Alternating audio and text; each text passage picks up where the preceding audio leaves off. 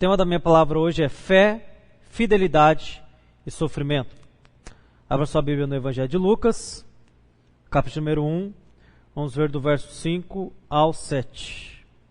Lucas, capítulo número 1, do verso 5 ao 7, e diz assim a palavra de Deus. Havia nos dias de Herodes, rei da Judéia, um sacerdote chamado Zacarias, do grupo de Abias. Sua mulher era descendente de Arão e chamava-se Isabel. Ambos eram justos diante de Deus, irrepreensíveis em todos os mandamentos e preceitos do Senhor. Mas não tinham filhos, pois Isabel era estéril, e os dois eram avançados de idade. Até a leitura da palavra de Deus. Irmãos, nós temos aqui no capítulo número 1 a história de dois milagres. O primeiro milagre é o nascimento de João Batista, e o segundo, o Jesus. O primeiro de um casal já velho, o segundo de uma jovem que decidiu servir a Deus se entregando à sua vontade. Nós temos aqui a história de dois casais de muita fé e fidelidade, mesmo em um tempo de sofrimento e trevas. Hoje nós vivemos um cristianismo onde as pessoas não querem mais ser fiéis, não querem mais sofrer. O povo não quer mais uma igreja que nos leve, através do ensino das Escrituras, a ser mais santo e fiel a Deus, mas sim uma igreja que nos ensine a ser bem-sucedido nessa vida. Nós não queremos uma igreja, irmãos, que nos faça conhecer qual é a vontade do Senhor para que nós possamos nos submeter a ela, mas uma igreja onde diga, Deus realizará todos os seus sonhos. Mas, irmãos, o alvo é o caminho até Deus, é o caminho até a sua vontade, não é o caminho até o sucesso ou a glória deste mundo. É com base nisso, é com esse objetivo que muitos negam verdades fundamentais sobre Deus e sobre a sua palavra, como por exemplo, a soberania, a justificação pela fé, a depravação do ser humano, predestinação, graça de Deus e por aí vai. Verdade a respeito de quem nós somos, pecadores, miseráveis, necessitados da compaixão, misericórdia e graça de Deus. Sim, nós não estamos aqui porque somos os melhores, não, pelo contrário, somos os piores. Olha o que Paulo vai dizer a Timóteo, lá em 1 Timóteo 1,15. Fiel é a palavra digna de toda aceitação. Cristo Jesus veio ao mundo salvar pecadores, do qual eu sou o principal. Paulo, ele sabia que ele era pecador, que ele era alguém que andou por muito tempo fora da vontade de Deus, e por isso ele se apega à palavra porque ela é fiel. E é com o mesmo objetivo que eu e você devemos estar aqui, para nos apegar à palavra, porque somos pecadores. Não, nós não somos boa gente. Lembra o que Davi vai dizer no Salmo 51? Eu nasci em pecado me concebeu minha mãe. Não dizendo que ele era fruto de um adultério, mas que a semente do pecado estava com ele, desde o seu nascimento, a semente que nós herdamos de Adão. Mas, hoje nós queremos igreja, ou nós olhamos para algumas igrejas, que para atrair as pessoas, tem pregado que você será um sucesso. É só você observar qual é a igreja que vive lotada. Não é aquela igreja onde fala de pecado, onde te confronta, onde te chama a santidade, mas aquela igreja à la Tiago Brunet, que diz, Deus ainda vai mostrar a todo mundo o que Ele vê em você. Irmãos, não deseje isso. Se Deus fosse mostrar a todos o que Ele viu em você, você sentiria vergonha. A sua esposa, talvez que está ao seu lado, pediria o divórcio. Esse irmão ficaria envergonhado das coisas que se passam na sua mente, no seu coração. Sim, o nosso coração é corrupto, é enganoso. O nosso coração é podre. Deus olhou para nós e não viu boa coisa. Pelo contrário, nós estávamos mortos em nossos delitos e pecados, mas ainda assim Ele decidiu manifestar a sua graça e perdão a nós através do seu Filho Jesus. Mas muitos não querem ouvir que são pecadores. Mas, sem essa verdade fundamental, não tem como você conhecer a Deus. Não tem como você se manter fiel, mesmo diante do sofrimento. E sim, nós iremos sofrer. Você observa muitas pregações hoje, elas giram em torno do quê? Quais são os temas? Como ser feliz? como ter uma família feliz, como ter negócios prósperos. Ou seja, proporcionam apenas mensagens que farão de você, entre aspas, um sucesso aqui, é a eternidade. Lembra aquele homem que... Aquela parábola que o Senhor Jesus conta sobre um homem que queria destruir os seus celeiros e construir outros. O que Deus diz para ele? Louco! Esta noite pedirão a tua alma e o que tens preparado para quem será? Muitos são assim, estão construindo aqui e se esquecendo que nós somos apenas peregrinos. Mas pastor, a Bíblia não ensina sobre família? Claro que sim, a Bíblia fala sobre família, mas é o conhecimento de Deus, é o conhecimento do Evangelho que é a base para se ter uma família abençoada. Mas tem muitos que falam muito sobre família, muito sobre dinheiro, muito sobre diversas outras coisas, e pouco sobre Deus, pouco sobre pecado, pouco sobre o conhecimento da vontade do Senhor. Como eu disse, Lucas ele vai narrar a história de fidelidade de Zacarias e Isabel e até mesmo de Maria, mesmo diante o sofrimento e a vergonha. Porque sim, eu sei que hoje as mulheres, elas não querem ter filhos. Hoje é preferível ser pai ou mãe de pet, por quê? Porque o cachorrinho, você coloca água e a ração dele, ele fica feliz, ele não reclama. Mas ter filhos não é assim. Ter filho exige atenção, exige dedicação. Ou seja, hoje, filhos são vistos como uma maldição. Mas não era assim na época de Zacarias e Isabel. Era o contrário, não ter filhos. A esterilidade era que era vista como maldição, como juízo de Deus até. Mas, veja como as coisas mudaram. Mesmo diante a vergonha, mesmo diante o sofrimento, Zacarias e a sua esposa se mantiveram fiéis. E por quê? Porque o alvo deles, diferente de muitos cristãos, não era a felicidade, era a fidelidade. Irmãos, o símbolo da nossa fé não é um buquê de flores, não é um playground. O símbolo da nossa fé é uma cruz, algo pesado de descarregar, algo que remete ao sofrimento, algo que nos lembra da humilhação. Mas muitos querem ter uma vida tranquila aqui. Não. Se o alvo de Daniel, Sadraque, Mesaque e Abednego fosse ser bem-sucedido, provavelmente eles não teriam sido jogados na cova dos leões, ou até mesmo na fornalha de fogo. Eles teriam se prostrado diante da estátua. Daniel deixaria de orar, mas como o alvo deles era ser fiel a Deus, Daniel foi jogado numa cova de leões. E seus amigos em uma fornalha ardente de fogo. Talvez hoje eu e você não sejamos jogados em uma cova de leão, não sejamos jogados em uma fornalha, mas talvez seremos retalhados em nossa família.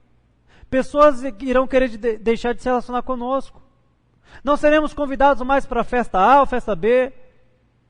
Talvez tenhamos que abrir mão de empregos, de propostas melhores que a nossa. Para quê? Para poder servir a Deus, para poder frequentar o culto, para poder estar com a sua família aqui.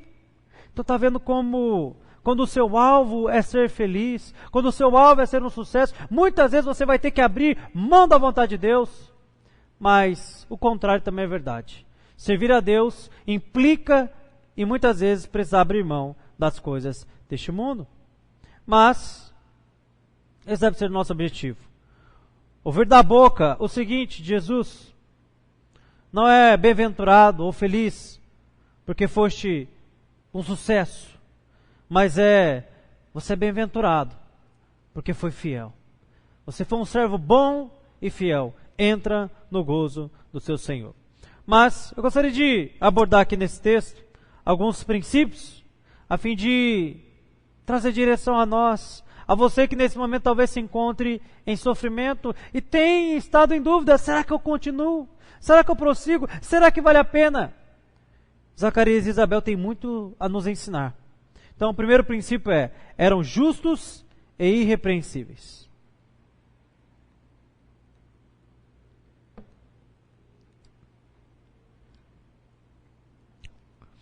Irmãos, o que é ser justo? Neste contexto aqui, ser justo é ter uma vida de bom testemunho diante dos homens. Ser fiel, irmãos, tem a ver com a nossa vida com Deus, do que nós somos diante de Deus, quer na frente das pessoas, quer não. Mas ser justo diante dos homens tem a ver com o nosso procedimento. William Henderson, comentando esse texto aqui, ele vai dizer o seguinte, que justo, talvez o melhor comentário sobre ele, é o que diz no próprio texto aqui, que é irrepreensível. Irrepreensível. Para você entender melhor, lembra do exemplo de Samuel? Samuel, no final do seu ministério, ele vai dizer o seguinte, ele chama toda a assembleia, ele chama todo o povo e fala, digam agora, eu oprimi alguém, eu defraudei alguém, eu recebi suborno de alguém, e diz que toda a congregação disse, não, Samuel, não. Ou seja, foi alguém que foi íntegro, foi alguém que teve uma conduta irrepreensível, foi alguém que foi obediente à lei do Senhor, e da mesma forma era Zacarias e sua esposa obedientes. Eles tinham um bom testemunho, não apenas da boca de Deus, mas também da boca dos homens. A Bíblia vai dizer que eles eram obedientes à lei de Deus, não significa que eles eram perfeitos, eram pecadores, como eu e você. Inclusive Zacarias, aqui nesse mesmo capítulo, onde diz que ele era justo e irrepreensível, vai dizer que ele foi incrédulo. Ele não acreditou no que o anjo havia falado. E por conta disso, acabou até mesmo ficando mudo. Mas o que se espera de nós é que nós sejamos irrepreensíveis. Que nós pratiquemos a palavra de Deus. Que nós nos esforcemos, pelo menos. Cristãos que não se preocupam em viver uma vida santa é porque ou não são crentes ou entenderam a palavra de Deus errada. Porque João vai dizer que aquele que é nascido de Deus, em 1 João, ele não vive na prática do pecado, pois o que está nele agora é a divina semente. Então alguém que vive na prática do pecado, só há duas opções, ou não é crente, ou tem uma má compreensão da palavra de Deus, da graça de Deus, do amor de Deus. Muitos pensam que a graça e o amor de Deus é para que você possa pecar e depois você, com a cara lavada ou com a cara amarela, pedir perdão e voltar para a mesma prática do pecado. Muitos acham que a graça e o amor de Deus são uma autorização para viver uma vida repreensível diante de Deus, diante dos homens, mas não. A graça de Deus é justamente o contrário. É uma capacitação para que vivamos uma vida justa diante de Deus. E por quê? Porque eu e você não éramos justos. Como eu disse, éramos pecadores. E lembra o que o Tiago vai dizer? Se você tropeçar em um mandamento, você se torna réu de todos. Portanto, se fez necessário que Jesus viesse e habitasse entre nós, morresse e ressuscitasse, para que fôssemos justificados pela fé. Ou seja, hoje eu sou justo, não porque eu sou bom, mas porque eu creio na justiça daquele que foi completamente bom, o nosso Senhor Jesus Cristo. E por conta dessa graça que me alcançou, por quanto desse imenso amor, eu quero viver de forma irrepreensível, eu quero viver de forma santa, diante dele e diante dos homens. Eu não quero manchar o bom nome de Jesus Cristo. Hoje muitos se preocupam em ter um bom nome na praça, do nome não ir para o SPC, para o Serasa. Mas quantos se preocupam em não manchar o nome de Jesus? São poucos, são poucos. Portanto, nós não podemos ser totalmente repreensíveis, porque nenhum homem consegue ser salvo ou declarado justo pela obediência dos mandamentos. Nós pecamos, nós caímos. Mas sim, nós podemos sim, a cada dia que se passa, viver uma vida mais irrepreensível diante dos homens e diante de Deus. Eu sei que o ímpio é que se acha bom. O ímpio acha que o problema nunca é ele. O problema é sempre o outro. E por conta disso, ele não volta-se para si para poder alinhar o que é de errado. E muitos crentes agem dessa forma. Quando nós entendemos que nós só podemos andar de forma repreensível por causa da graça de Deus em nós, nós não apenas nos esforçamos para viver dessa forma, como entendemos o quão grande foi o amor de Deus e sua misericórdia para nós. Você não era bom, como eu disse. Eu sei que talvez você se achasse, mas bom comparado a quem? A Che Guevara, que fuzilava gays no paredão, que fuzilava negros? Comparado a Hitler, que matou judeus e poloneses? Comparado ao seu vizinho, que é um traficante de drogas? Você se achava bom comparado a quem? O seu padrão deve ser Jesus Cristo. E quando você olha para Jesus Cristo, não tem como se achar bom. E mesmo que nós venhamos a cair, nós entendemos que não é por causa da nossa bondade, é por causa da bondade de Deus, é por causa da sua graça. E se nós somos fiéis, é porque hoje eu e você, nós temos o Espírito Santo de Deus. É porque eu e você temos o Espírito Santo de Deus. A salvação, irmãos, é um selo que é o nosso coração, o selo de uma nova vida que nós recebemos para andar com Deus. Antes nós não tínhamos forças para andar de maneira irrepreensível. Antes nós não tínhamos forças para ser fiéis, para viver uma vida longe do pecado. Mas agora nós temos o Espírito Santo de Deus e temos forças para obedecer à lei de Deus. Como diz 2 Pedro 1,3. Visto como pelo seu divino poder nos têm sido doadas todas as coisas que nos conduzem à vida e à piedade. Olha o que diz Efésios 2,10 também. Pois somos feituras dele, criados em Cristo Jesus para boas obras, as quais Deus de antemão preparou para que andássemos nela. Veja que você não é salvo por suas boas obras, mas você é salvo para as boas obras. E quais obras são essas? Aquelas que estão contidas aqui na palavra de Deus. Sim, Martinho Lutero ele diz algo interessante. Ele diz que, de fato, o homem não pode ser salvo pela lei. Mas ele vai dizer, a lei nos envia Cristo para sermos salvos. E Jesus nos envia a lei para sermos santificados. Ou seja, a lei nos mostra que nós não éramos capazes de viver de maneira irrepreensível diante de Deus e diante dos homens. O que nos leva a Jesus Cristo. E Jesus Cristo, então, após nos salvar, após nos justificar, Ele nos envia de volta à lei. Como assim? É mais ou menos o seguinte. Você é salvo por Deus. E você quer saber, Pai, agora como é que eu posso te agradar? Eu merecia o inferno, eu merecia a ira do Senhor, mas o Senhor me salvou e agora eu quero te agradar, o que eu faço? E o que Ele faz? O que Ele diz? Cumpra os meus mandamentos. Assim você se tornará santo, assim você se tornará a cada dia mais parecido comigo. Mas um segundo motivo pelo qual as pessoas, elas não vivem de maneira irrepreensível, é porque elas acham que a misericórdia de Deus e a sua graça são este alvará que, independente de qualquer coisa, independente se elas vivem na prática do pecado ou não, elas vão ser perdoadas. É verdade que Deus perdoa sim, mas Ele perdoa quem? Aquele que se arrepende. O que é arrependimento? Arrependimento é mudança de vida. É aquele que reconhece que pecou e abandona o seu pecado. Por exemplo, Pedro ele nega Jesus 3 vezes. 3 vezes. Ele pede perdão e é perdoado.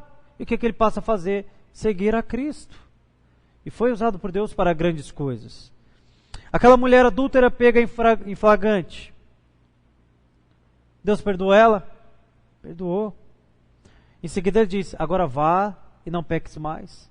Eu sei que muitos só se lembram daquela parte, né? Não julgueis para que não sejais julgados. Mas uma prova que você se arrependeu dos seus pecados é que você não quer mais viver na prática deles. Aquele ladrão na cruz, muitos pensam que havia um ladrão bonzinho e outro ladrão mau. Não, os dois eram maus. A cruz era uma pena capital para o pior dos bandidos malfeitores. Inclusive, a Bíblia diz que os dois estavam blasfemando contra Deus, mas em um momento um para e fala, nós merecemos estar aqui, mas o que esse justo fez? E aí ele pede perdão pelos seus pecados e Deus perdoa ele naquela cruz. A multidão pede a morte de Jesus. E ele morre, pedindo para que o Senhor pudesse perdoar o que eles fizessem. Pois eles não sabiam o que estavam fazendo. Ou seja, Deus perdoa. Mas o perdão de Deus implica diretamente a mudança de nossa vida. Pessoas que vivem constantemente na prática do pecado. São pessoas que não entenderam a graça de Deus. São pessoas libertinas e que certamente ainda não se converteram. Irmãos, o nosso coração maligno, ele gosta de ouvir só sobre misericórdia, graça divina. Ele gosta somente de ouvir coisas que são aprazíveis. Mas a palavra de Deus, ela começa, ou melhor, quando Lucas, ele vai resumir a pregação de João, de Jesus, ele resume da seguinte forma: arrependei-vos, porque é chegado o reino de Deus. Muitos hoje só querem pregar o reino de Deus e se esquecem do principal, o arrependei-vos. Sem arrependimento não tem como agradar a Deus, não tem como viver uma vida para Deus. Mas muitos entendem que podem viver, após ser salvo, com uma vida relaxada e libertina. É engano seu.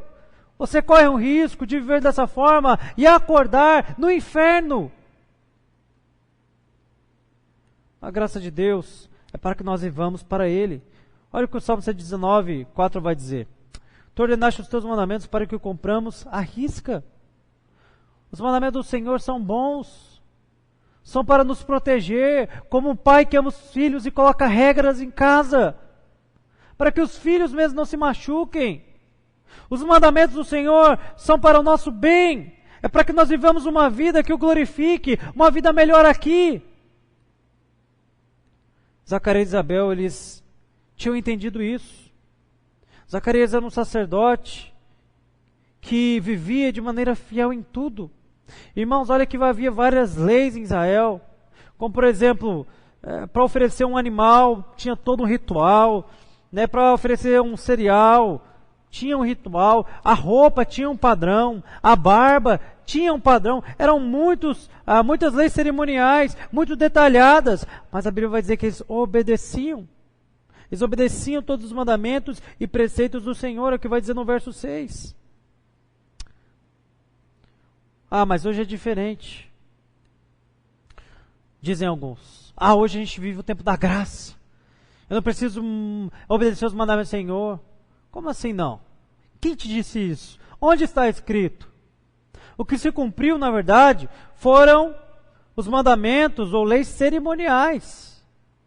Mas a lei do Senhor continua em vigor. Nós precisamos obedecer. Hoje, muitos crentes, quando eles perguntam para os pastores modernos, pastor, eu não entendi isso, pode ou não pode? Ao invés dos pastores voltarem-se à Escritura e dizer, olha o que está escrito aqui, o que eles dizem? Não importa, faça o seu melhor, faz o que você sentir no seu coração, porque Deus é misericordioso, e Deus se importa com o seu coração. Ele vai aceitar. Será mesmo? Certa vez eu conversava com uma moça, e que estava vendo uma vida errada.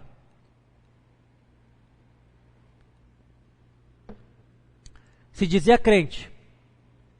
Aí eu perguntei, mas isso que você está fazendo não vai contra o que diz a Bíblia? Isso que você está fazendo não quebra os mandamentos do Senhor? Aí ela me respondeu assim, mas Deus se importa com o meu coração. E como muito bem diz o Paul Washer, isso não te assusta? O fato de Deus conhecer o seu coração não te assusta? Porque é aqui, irmãos, que se passam as piores coisas. Mas os pastores dão esse conselho. Faz o que você sentir no seu coração. O seu coração é corrupto e enganoso. Vai te levar para ciladas, vai te levar para longe de Deus. A palavra de Deus é uma só, irmãos. Ela precisa ser cumprida. Imagine que eu tivesse uma planta numa casa aqui e eu desse aqui para 3 pessoas. Não haveria possibilidade de haver 3 casas diferentes, se a planta é igual. Mas por que será que hoje muitos agem diferente e dizem, não, mas é a forma que eu entendo as Escrituras? Não, está errado. A Bíblia é para ser compreendida, interpretada e aplicada de uma única forma. Faça o seu melhor hoje. É uma frase usada como desculpa para oferecer o seu pior para Deus, para ver uma vida libertina, para ver uma vida longe do Senhor. Com faça o seu melhor, muitos querem dizer o seguinte, faça de qualquer jeito. Apenas diga que há sinceridade no seu coração. Não precisa ser excelente. Não precisa fazer bem feito. Faça o seu melhor. E Deus aceita. Será mesmo? No culto, por exemplo. Como é que nós devemos cultuar a Deus? Há um padrão? Irmãos, no culto, nós não podemos fazer o que dá na telha. Deus estabeleceu como Ele quer ser cultuado. Este culto é para o Senhor. Não é para mim, para você. E Ele diz que no seu culto Ele quer oração, louvor, pregação da palavra, dízimo e oferta, batismo, ceia e só. O que passa disso não provém do que diz a palavra de Deus sobre o que é um culto. Mas muitos dizem, eu estou oferecendo o meu melhor. Aí coloca dança, aí coloca alguém pintando um quadro, aí coloca um teatro, aí coloca aquelas criançadas tudo cantando desafinado. Não. Nós não podemos usar isso como uma desculpa para oferecer o pior para Deus. Deus não aceita tudo, irmãos. Nem você aceita tudo. Nem você, os nossos governantes não aceitam tudo. E Deus vai aceitar? É claro que não. É claro que não. Muitos acham que podem criar os seus filhos de qualquer jeito, por exemplo. Eu vou fazer o meu melhor. Aí senta na frente da TV. Aí os filhos se perdem e eles dizem, eu fiz o meu melhor. Não fez. Não fez o seu melhor. Se você tivesse ensinado seu filho nos caminhos do Senhor, como diz a palavra de Deus, os seus filhos não estariam como estão hoje. Mas justamente porque você não cumpriu o que diz a palavra, é que seus filhos se encontram como estão. O seu casamento às vezes está um fiasco. Um fiasco. E você diz, fiz o meu melhor. Mas se eu fiz o meu melhor, é às vezes não tratar bem o seu esposo, não arrumar bem a casa, não cozinhar bem, não se esforçar pelo menos para isso. Você, marido, às vezes não trata a sua esposa com amor, com cordialidade, é sempre com rispidez. Aí o casamento está indo para o buraco. Aí você diz, eu não posso fazer nada, fiz o meu melhor. Fiz o meu melhor? Não, você não fez o seu melhor. Então está vendo como, quando nós abrimos mão da palavra de Deus, dizendo, fiz o meu melhor como desculpa, nós nos tornamos ainda mais indesculpáveis diante de Deus. Porque a Bíblia tem um padrão, ela estabeleceu como nós devemos agir para criar nossos filhos, como nós devemos agir para ter um bom casamento e como nós devemos oferecer culto a Deus. Deus não aceita qualquer culto. Não aceita. Malaquias 1:8. Malaquias 1:8. O povo estava ali levando sacrifício, animais dilacerados, cegos, mancos para Deus. Está aqui, Deus, o meu melhor. Sabe o que Deus disse? Eu não aceito. Eu não vou aceitar. Lembra lá de Caim? Quando Caim levou a sua oferta, o que Deus disse? Caim, você fez o seu melhor. Traz aqui. Não. Deus rejeitou. Lembra Moisés? Que não circuncidou o seu filho? Deus queria matá-lo. Mas esse é Antigo Testamento, tá bom. Ananias e Safira venderam o terreno, comprometeram-se a dar aquilo para o Senhor, não eram obrigados a fazer isso, mas se comprometeram, deram a metade e mentiram. O que aconteceu? Foram fulminados. Fulminados. Deus os mata. Não, não é o seu melhor. É o que a Bíblia diz que tem que ser feito. A Bíblia vai dizer que Zacarias e Isabel, ambos eram justos e repreensíveis. Por quê? Porque eles cumpriam os mandamentos e preceitos do Senhor. E você? Porque a verdadeira felicidade, irmãos, está nisso. Está na obediência irrestrita à palavra do Senhor. Está em obedecer os mandamentos do Senhor. Mas uma coisa interessante também é que eles não viviam para si mesmos. Muitos hoje vão à igreja, mas não porque querem agradar a Deus. Não porque querem aprender como ser fiel a Deus. Mas porque querem viver para si mesmos. Querem aprender como se agradar. Eles pensam que cristianismo começa com: eu creio que o Senhor Deus poderoso, eu creio que o Senhor é poderoso para realizar meus sonhos. Mas não é. Cristianismo começa com o seguinte: eu creio que o Senhor é a verdade pela qual a minha vida deve estar pautada. É nisso que se baseia a fé cristã. Eu fico impressionado com muitas pessoas que têm disposição para conquistar coisas aqui.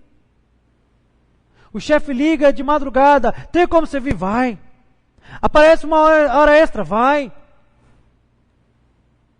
É para fazer um negócio, se planeja, se programa, fica sem comer carne para realizar o sonho. Mas quando se trata de servir a Deus, não há a mesma disposição, não há o mesmo empenho. Sempre cansado. Eu estou cansado. Eu estou indisposto. Hoje eu não vou. Tempo fechou, acho que vai chover. Fica um pouquinho mais quente, acho que eu estou com gripe. Ou seja, será que estamos sendo fiéis, irmãos? Se não conseguimos fazer nem isso, servir a Deus direito, aqui. Se vivemos para conquistar os nossos sonhos, será que isso é aceitável diante do Senhor? Será que podemos dizer que nós somos justos e irrepreensíveis? Lembre-se que o convite de Deus, de Jesus, não é para que você tenha uma vida abastada, mas é para que você tome a sua cruz. Aquele símbolo de humilhação, aquele símbolo de abnegação da própria vida, aquele símbolo de dor. Servir a Deus muitas vezes é sofrimento. Muitas vezes é ter que abrir mão daquilo que nós mais gostamos. E às vezes, amar mais a Deus do que pai e filho, como vai dizer em Mateus 10, 37. Aquele que ama o seu pai aquele que ama o seu pai e sua mãe mais do que a mim não é digno de mim. Aquele que ama sua filha mais do que a mim, também não é digno de mim. Sim. Não penseis que vim trazer paz ao mundo, mas espada. Empunhar a espada do Evangelho. Muitas vezes significa perder aqui. Mas aquele que perde aqui é este que realmente acha vida. Pois como diz a palavra de Deus, que adianta um homem ganhar o mundo inteiro e perder a sua alma? Segundo princípio.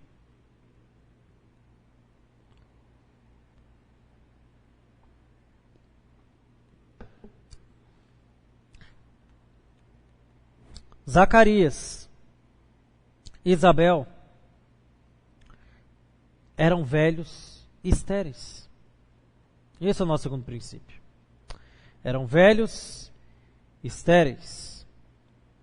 Então, o justo aqui, como eu disse, é aquele que obedece todos os mandamentos do Senhor. É aquele que age conforme o que diz a palavra de Deus. Como eu também já disse, a esterilidade era a pior coisa que poderia acontecer com uma mulher naquela época. Com uma mulher casada, no caso. Era visto como alguém que foi amaldiçoado por Deus ou que estava debaixo do juízo de Deus. Nós olhamos para a palavra de Deus e podemos vislumbrar o sofrimento de muitas mulheres que se encontravam nessa situação. Por exemplo, Raquel. Raquel chega a dizer ao seu marido: dai-me filhos ou morro. Tamanho era a vergonha. Ana, lá em 1 Samuel 16, chorava, a ponto do sacerdote confundi-la como alguém que estava bêbada. Ela chega ao ponto de falar: Deus, me dá um filho, e eu devolvo de volta ao Senhor, me dá um filho, só para que cesse a minha vergonha. Esterilidade na Bíblia, irmão, sempre foi um sinal de maldição, não de bênção. E a vergonha não era o maior problema. A vergonha era saber que você estava ali anos após anos. O maior problema era saber que você estava ali servindo a Deus anos após anos, com seu marido, sendo irrepreensível, mas nada acontecia. Você acha que as pessoas não comentavam a respeito de Isabel? A mulher do sacerdote não tem filho. Será que eles são irrepreensíveis mesmo? Será que eles são justos mesmo? Será que Deus não cerrou o ventre dela porque estão em pecado? Você acha que as pessoas não falavam, jogavam piadinhas? É claro que sim. Claro que sim. Olha o que vai dizer o verso 25. O Senhor me concebeu. O Senhor me concedeu isso quando olhou para mim, para acabar com a minha humilhação diante dos homens. João Batista para Isabel e para Zacarias foi o motivo da sua vergonha, da sua humilhação diante dos homens cessar. Veja que não foram alguns dias de sofrimento. Não foram alguns dias tendo que ouvir coisa que não gostariam, tendo que engolir seco. Não foram alguns dias, alguns anos, alguns meses de sofrimento. Irmãos, é uma vida toda. Aqueles já eram velhos. Estavam quase no final da vida. Imagina a angústia de ser privada da maior bênção que uma mulher pode ter, filhos. Imagina você ver a vizinha. Estou grávida. Ah, que legal. No outro ano, no outro mês, a outra também. Estou grávida. Cada vez que talvez ela ouvisse essa notícia que fulana estava grávida, isso causasse uma profunda angústia. E é isso, irmãos. O sofrimento, as provações, são constantes na vida do homem de Deus. São constantes na vida daquele que serve a Deus genuinamente. A Bíblia vai dizer que todos aqueles que querem viver piedosamente padecerão em perseguições. Lembra Davi? Anos e anos e anos sendo perseguido pelo próprio sogro, que queria matá-lo. Lembra Abraão? Sua mulher também era estéril. Um homem já velho, 100 anos. José foi lançado na cadeia. Foi incriminado, injustiçado. Anos após anos. Talvez ali numa prisão fria, sozinho. Veja o apóstolo Paulo, que foi muitas vezes preso, passou privações financeiras, não teve o que comer, era humilhado, desacreditado diante das pessoas. Servir a Cristo, irmãos, não necessariamente significa uma vida tranquila aqui. Uma vida de felicidade, uma vida de grande sucesso aqui, pelo menos aos olhos do homem.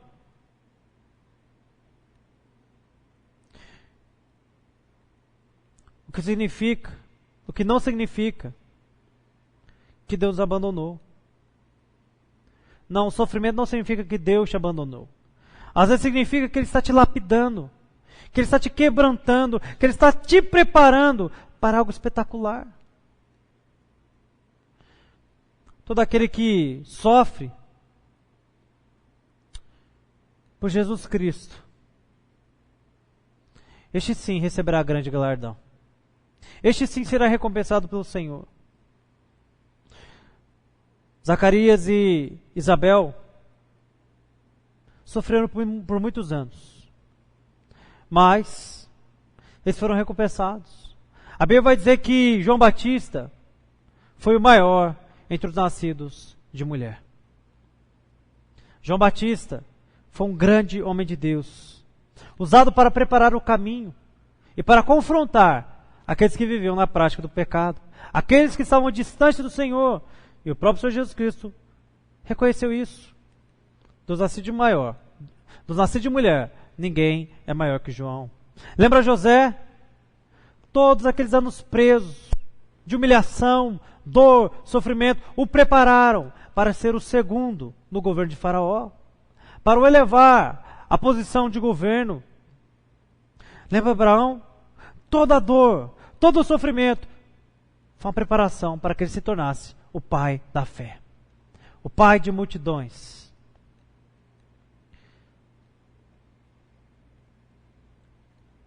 Sabe por que a gravidez tinha que ser na velhice?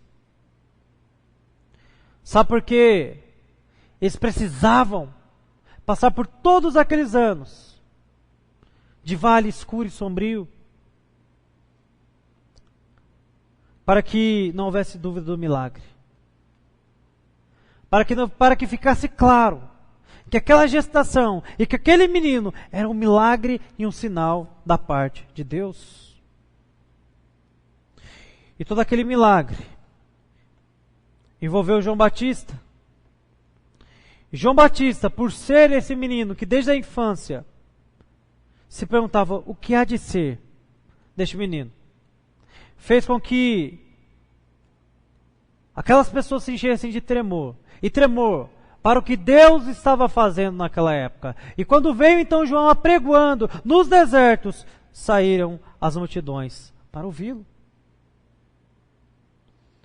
Então veja que a dor, o sofrimento, às vezes está nos preparando, está nos lapidando para algo grandioso, algo glorioso. Aqui, pastor, talvez não.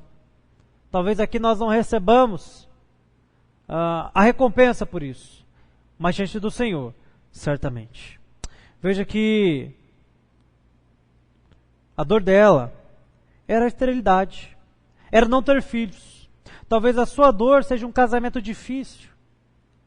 Talvez a sua dor seja financeira, você não tem dinheiro, está endividado, a falta de recurso. Talvez a sua dor seja uma doença, um parente, alguém querido que veio a morrer.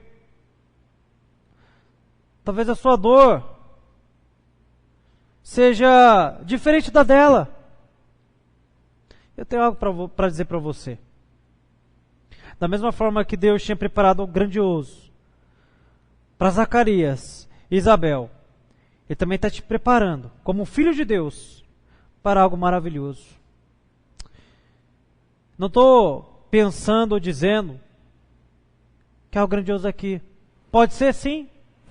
Você tem Davi, você tem José, como você tem Abraão, que receberam a recompensa aqui. Mas você tem também os apóstolos que morreram em pobreza, miséria, mas que foram recebidos de forma grandiosa diante de Deus. Olha o que vai dizer 1 Coríntios 2,9. Todavia, como está escrito, olho nenhum viu, ouvido nenhum ouviu, mente nenhum imaginou o que Deus preparou para aqueles que o amam. Você ama o Senhor? Você tem buscado viver uma vida de fidelidade a Ele? Então espera em Deus. É o que diz aquele salmo. Por que está batido a minha alma?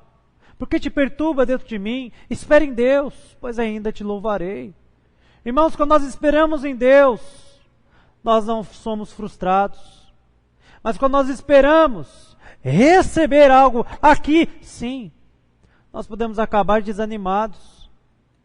Porque nós estamos sendo preparados para uma vida maior, para algo grandioso diante de Deus. A nossa esperança não pode se limitar aqui. Não pode. Mas lá. Eu não quero, irmão, ser grande aqui. Aqui, talvez aqui 2 ou 3 gerações, eu já terei sido esquecido. Por mais que eu venha fazer. O que me importa é ser fiel e ser lembrado diante do meu Deus. Pois lá na eternidade, eu jamais serei esquecido. É por isso que Paulo vai dizer em 2 Coríntios 4,17, porque a nossa leve e momentânea tribulação produz para nós eterno peso de glória acima de toda comparação. Meu irmão, você tem sofrido? A sua vida está difícil? Paulo diz que essa leve e momentânea tribulação produzirá um eterno peso de glória. Irmãos, nenhum sofrimento é eterno. Nenhum sofrimento dura a vida inteira. Alguém que diz o seguinte, que o único paraíso que os ímpios desfrutarão é essa vida aqui. Mas o único inferno pelo qual nós passaremos também é essa vida aqui. Depois nós, uma eternidade de alegria. Já o ímpio, de tormento.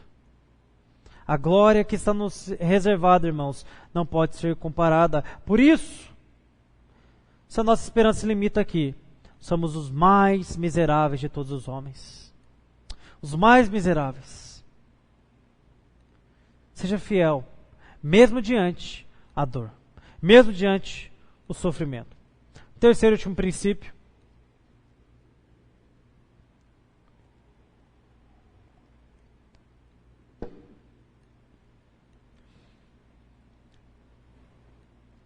Fidelidade em tempos difíceis. Talvez ao ler esse texto aqui você possa pensar, mas era fácil ser fiel na época de Jesus. Era fácil ser fiel na época de Paulo. Era fácil ser fiel na época de Zacarias e Isabel. Mas olha para o mundo. Olha como estão as coisas. Não é tão fácil ser fiel. Nessa era de internet. Nessa era onde tudo é tão fácil. Meu irmão, não é nada disso. Talvez, se nós vivêssemos na época de Zacarias, nós veríamos o quão difícil foi ser fiel naquele momento. Um momento onde o povo de Deus, onde o povo de Israel estava sobre o tacão do Império Romano, e neste momento aqui, sobre Herodes. Quem era Herodes?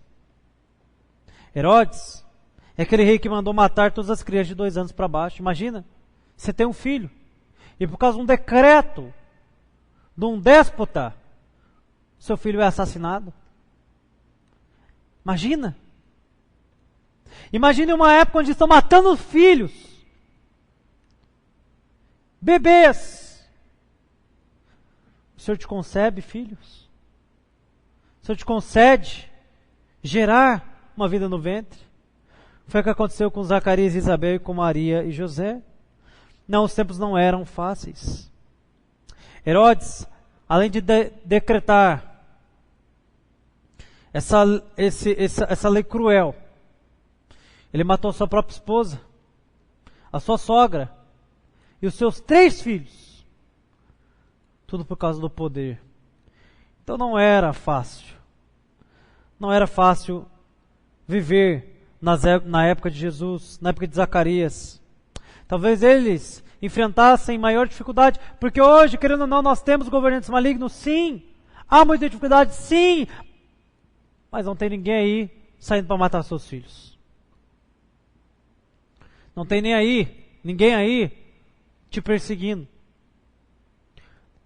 Nós temos a nossa liberdade para cultuar a Deus, para servi-lo. Mas Herodes era o rei daquela época. E Deus, ele escolheu um casal, que aos olhos de todos era maldito, para gerar o maior homem entre todos, João Batista. E é naquela capital maligna, naquela capital onde o dinheiro, o poder eram o alvo de todos ali, o alvo daquele império, que João se levanta, não pregando em um templo maravilhoso, não com vestes bonitas, mas em um deserto. Em um deserto. Deus não estava na capital, Deus estava com João, naquele deserto árido. As pessoas não iam para a capital, iam para o deserto, ouvir João Batista.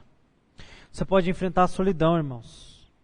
Você pode enfrentar a vergonha, privação. Mas consolador é saber que Deus está conosco.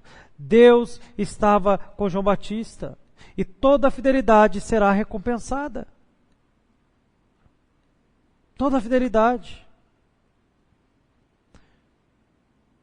Ser fiel, irmãos, quando está dando certo, é fácil. Mas a nossa fidelidade a Deus é provada justamente quando as coisas parecem não ir bem, quando os planos parecem ser frustrados, quando o sofrimento, quando a angústia vem, quando a perda vem. Mas olha o que Paulo vai dizer. Romanos 8,18. Porque para mim tem por certo que os sofrimentos do tempo presente não podem ser comparados com a glória que há de ser revelada em nós. O meu maior consolo, irmãos, é saber que independente da vida que eu venha ter aqui, se é uma vida tranquila e abastada, uma vida difícil, cheia de desafios, um dia eu estarei com o Senhor. E nada se compara a esse dia. E portanto, vale a pena cada sofrimento, vale a pena cada lágrima que tem sido derramada, vale a pena cada privação, vale a pena ser retalhado, ser esquecido, ser humilhado, vale a pena viver uma vida de vergonha, sabendo que um dia poderei ouvir da boca do Senhor: servo bom e fiel, foste fiel no pouco, sobre o muito te colocarei, entra no gozo do seu Senhor. Irmãos, é isso que eu mais almejo. Eu não quero uma casa maravilhosa, um carro maravilhoso, uma vida maravilhosa aqui. Se Deus quiser dar, amém, mas se não, ok, eu aceito. Meu maior sonho, meu maior desejo É ouvir isso. Foste fiel no pouco, sobre muito te colocarei. Quantos mais querem? Amém? Vamos orar.